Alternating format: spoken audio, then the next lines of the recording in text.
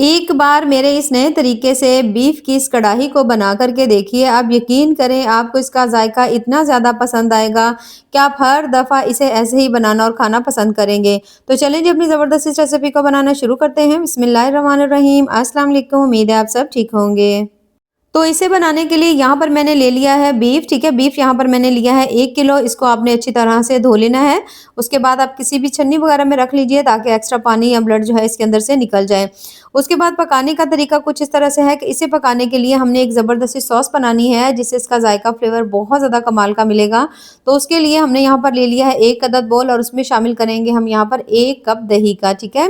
दही डालने के बाद अब आपने दही को अच्छी तरह से बीट कर लेना है। कोशिश करिए दही बहुत ज़्यादा खट्टी नहीं हो, ठीक है? अब यहाँ पर हमने इसको अच्छी तरह बीट करना है। इस मसाले से या ये जो हम लोग बना रहे हैं आज की ज़बरदस्त सी सॉस, इससे जो है ना बीफ, इसका आपको टेस्ट बहुत ज़्यादा कमाल का मिलेगा। सेम इसी रेसिपी को आप चिकन से भी बना सकते हैं, आप मटन से भी बना सकते हैं। अब यहाँ पर जब आप दही को अच्छी तरह से बीट कर लेना, तो हमने इसके अंदर डालनी है क्रीम। वैसे तो आम तौर पर इसके अंदर आधा कप जो क्रीम है ना वो जाती है, लेकिन यहाँ पर मैंने 1/3 कप डाली है, ठीक है? तकरीबन 3 से 4 चम्मच जो है ना क्रीम हमने डाली है, क्योंकि बाकी जो है वो हम बाद में डालेंगे, लेकिन यहाँ पर क्रीम जो है आपने 1/3 कप जो है ना इसमें डाल देनी है। अब क्रीम और दही दोनों को आपने बीट कर लेना है अच्छी तरह से। जब आप दोनों को अच्छी तरह से बीट कर लेंगे, तो फिर हमने इसके अंदर डालने हैं कुछ स्पाइसेस। तो सबसे पहले मैं इसमें डालने लगी हूँ नमक। नमक जो है यहाँ पर तकरीबन मैं 1 चम्मच डाल रही हूँ, क्योंकि हमारे पास जो गोश्त है वो भी तकरीबन 1 किलो ही है। हल्दी डालेंगे, बहुत कम हल्दी डालनी है, ज़्यादा आपने इसमें हल्दी नहीं डालनी। उसके बाद लाल जो दरदरी की हुई मिर्च होती है ना वो हम इसके अंदर डाल देंगे। इन सभी चीज़ों को शामिल करने के बाद बिल्कुल हल्की सी काली मिर्च इसमें डालेंगे।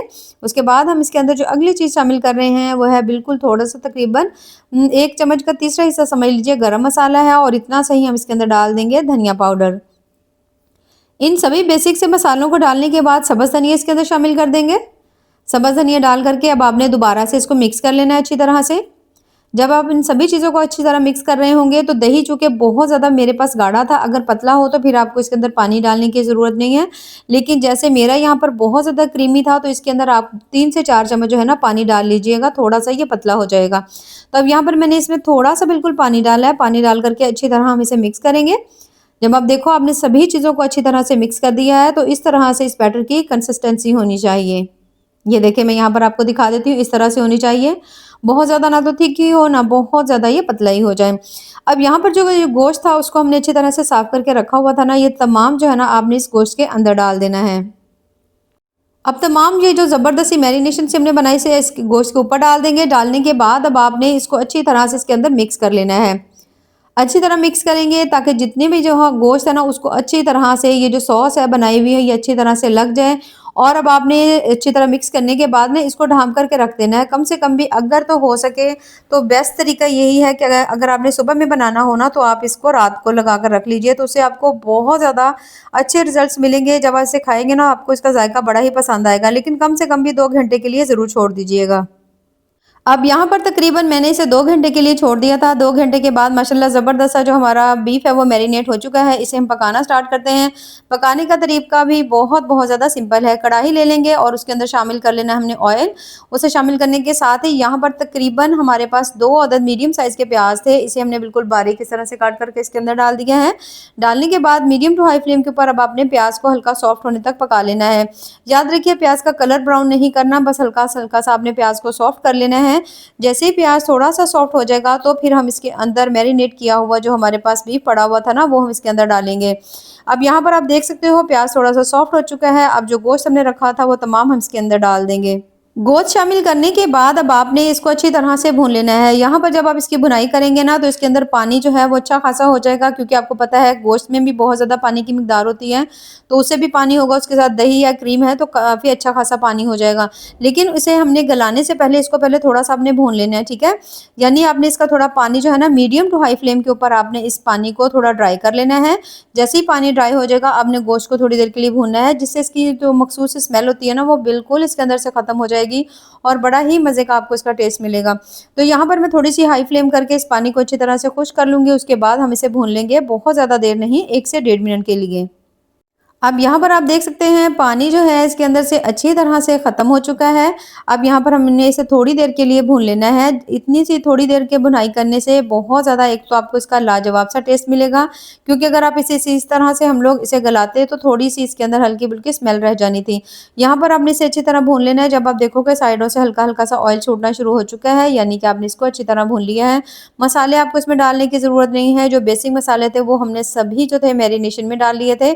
बस यहाँ पर छोटे-छोटे से 2 से 3 स्टेप हैं जो आप करोगे तो आपका जो है बीफ बहुत ज़्यादा लाजवाब बनेगा। अब यहाँ पर आप देख सकते हैं पानी जो है बिल्कुल ड्राई हो चुका है, हल्का-हल्का ऑयल जो है वो साइडों से नज़र आ रहा है।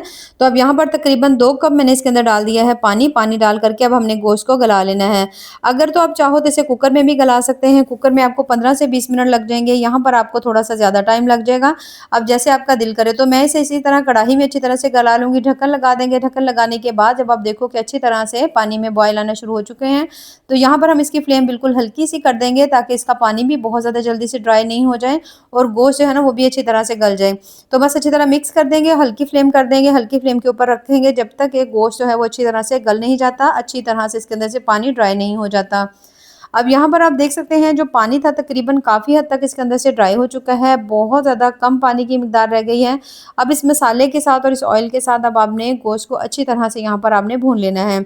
अच्छी तरह भुनाई करेंगे और आपने यहाँ पर फ्लेम बहुत ज़्यादा आपने हाई नहीं रखनी, ठीक है? दरमियानी फ्लेम रखेंगे।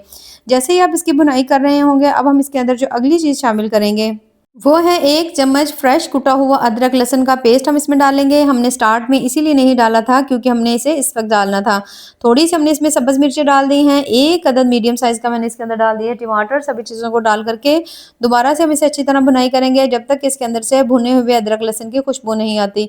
इस रेसिपी में जो अदरक लहसुन है ना आपने इसी स्टेज पर डालना है, इससे आपको उसका ज़ायका फ्लेवर बहुत-बहुत ज़्यादा अच्छा-सा मिलेगा। अब यहाँ पर इन सभी बेसिक सी चीज़ों को डाल करके हमने इसे अच्छी तरह भून लेना है। जब आप देखो कि आपने इसकी अच्छी तरह भुनाई कर ली है तो हमने इसके अंदर डालनी है थोड़ी-सी सफ़ेद मिर्च होती है वो मैंने इसमें डाल दी है।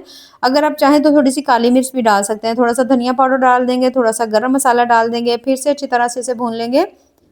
और बहुत ज़्यादा जब आप इसकी अच्छी तरह भुनाई कर लेंगे, कम से कम भी मीडियम टू हाई फ्लेम के ऊपर 3 से 4 मिनट आप इसे जब अच्छी तरह भून लेंगे, तो फिर इसके अंदर जो है ना अगर आप चाहें तो इसकी हल्की-फुल्की ग्रेवी बनाना चाहते हैं, तो आप थोड़ा-सा इसके अंदर पानी जो है ना उसे भी ऐड कर सकते हैं। नहीं तो यहाँ पर मैं इसके अंदर शामिल करने लगी हूँ काजू। काजू जो थे मेरे पास 8 से 10 थे और इसको मैंने इसी तरह से बिल्कुल बारीक सा पीस लिया था। इन्हें भी डाल देंगे, इससे भी आपको टेस्ट इसका बहुत ज़्यादा मज़े का मिलेगा, बिल्कुल सेम वैसे ही जैसे आप किसी भी बड़े रेस्टोरेंट या होटल से खाकर आते हैं और हम अक्सर कहते हैं कि पता नहीं उन्होंने ऐसा इसमें क्या डाला था। अच्छा उसके बाद अब हमने जब आपने काजू डाल करके थोड़ा-सा भून लेना तो मैं इसमें बहुत थोड़ा-सा पानी डाल रही हूँ, तकरीबन आधा कप। उसे डाल करके अच्छी तरह मिक्स कर देंगे। जब आप इसे अच्छी तरह मिक्स कर लेंगे ना तो फिर हमने इसके अंदर डालनी है थोड़ी-सी सब्ज़ मिर्चें डाल देंगे। 2 से 3 चम्मच हमने यहाँ पे क्रीम डाल देनी है, ठीक है? हमने स्टार्ट में मैंने आपसे आधा कप क्रीम कही थी ना तो थोड़ी-सी 1/3 कप हमने उस वक़्त डाल दी थी। बाकी थोड़ी-सी जो है ना आपने इस वक़्त डाल देनी है। डालने के बाद अब आपने इसको अच्छी तरह मिक्स कर देना है, सब्ज़ धनिया इसके ऊपर डाल देंगे और ढक्कन लगा देंगे 2 से 3 मिनट के लिए इसे फिर से छोड़ देंगे दम पर। और 2 से 3 मिनट के बाद यहाँ पर आप देख सकते हैं माशाल्लाह बहुत ज़्यादा टेस्टी मज़ेदार सा जो बीफ कढ़ाई हमारी यहाँ पर बन कर के तैयार हो चुकी है, जो कि बेहद लज़ीज़ बहुत ज़्यादा मज़े की बनी है। इसे मैंने बनाया है हल्की ग्रेवी के साथ, अगर आप इसे बिल्कुल ड्राई रखना चाहते हैं तो आप इसे सेम वैसे भी बना सकते हैं। लेकिन जो इसका ज़ायका होगा आप यकीन करें इस रेसिपी को देखने के बाद मैं पूरी गारंटी से कह सकती हूँ आप हर बार इसे ऐसे ही बनाना और खाना पसंद करेंगे। तो यहाँ पर हम निकाल लेते हैं इसे किसी भी प्लेट में। अब इसे प्लेट में निकालने के बाद आप इस रेसिपी को हमने ज़रूर ट्राई करना है। आप इसे रोटी के साथ, नान के साथ खा सकते हैं, बेहद लज़ीज़ लगेगी। तो सेम तरीके से आप भी इसे ज़रूर ट्राई करिएगा और हमें कमेंट्स में ज़रूर बताइएगा कि आपको हमारी आज की जो रेसिपी है वो कैसी लगी। तो ऐसे ही मज़ेदार, ज़बरदस्त और टेस्टफुल सी रेसिपीज़ के लिए चैनल का विज़िट ज़रूर करें। दुआओं में याद रखिए। अल्लाह हाफ़िज़।